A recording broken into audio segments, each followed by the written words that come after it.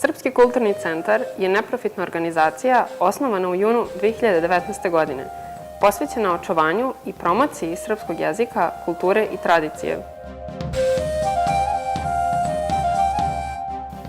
Naš primarni cilj je da ponudimo zajednici u San Diegu časove srpskog jezika i bogat kulturni program. Težimo i negovanju veza sa drugim kulturnim centrima i organizacijama, radeći zajedno na unapređenju odnosa, boljem razumevanju i razvoju kulturne različitosti.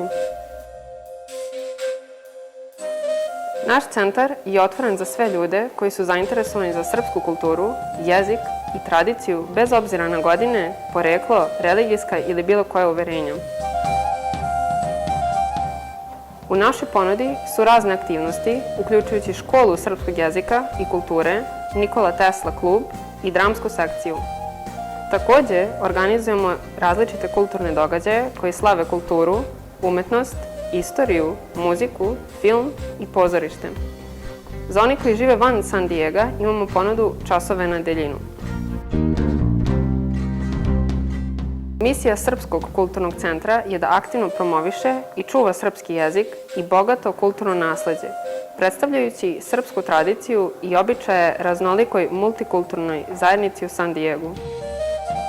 Kroz različite programe, događaje, inicijative nastojimo da negujemo razumevanje, poštovanje i povezivanje među svim ljudima.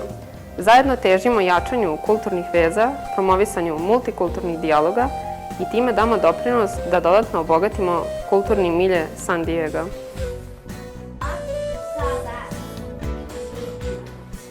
Jaje. Jaje. Šal. Šal. Sad. Sad. Jaje. Jaje. Šal. Šal.